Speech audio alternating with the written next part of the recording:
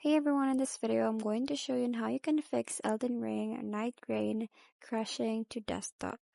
So first step is to disable memory integrity. So this is for core isolation. So this is the most common fix for the white screen crash or the CTD immediately after the EAC splash screen. So first just open the Windows Security, search for it in the taskbar, and then go to device security, then go to core isolation details. Now from there, just toggle memory integrity to off, and then after that, just restart your PC and try relaunching the game. Second way is to force the strict X11 mode. So many players report that Nightreign struggles with DirectX 12 on certain hardware, causing random crashes mid-session. So to fix that, just open the Steam and go to your library. Right click on the Elden Ring Nightreign and then go to properties.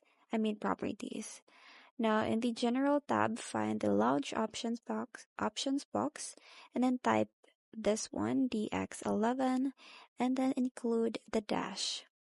Now just close the window and launch the game again. Third way is to repair Easy Anti-Cheat or EAC. So if the game crashes before the main menu, the EAC service may be corrupted. So just right click the game in the Steam, tap on Manage, and browse local files.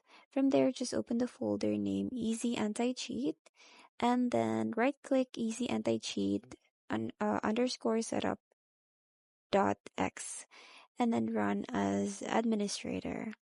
Now, next to that is select Elden Ring Nightreign and click Repair Service.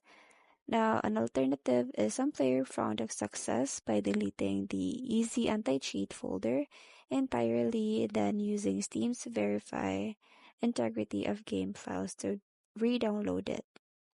Now, fourth is to the optimization and driver cleanse. So, Nightreign is more resource intensive than the base game. So you can clean the driver install. So don't just update. You can use DDU or a display driver uninstaller to completely wipe your old drivers before installing the latest version from NVIDIA. So lastly is to toggle the full screen mode. So if you crash with when alt tabbing or during loading screen, switch from borderless window to full screen or vice versa. So if you can't reach the menu to change this, you can delete your graphics configuration file located in C/users/. So that's pretty much it. I hope you find this video helpful. Thank you for watching, and I'll see you in my next one. Bye!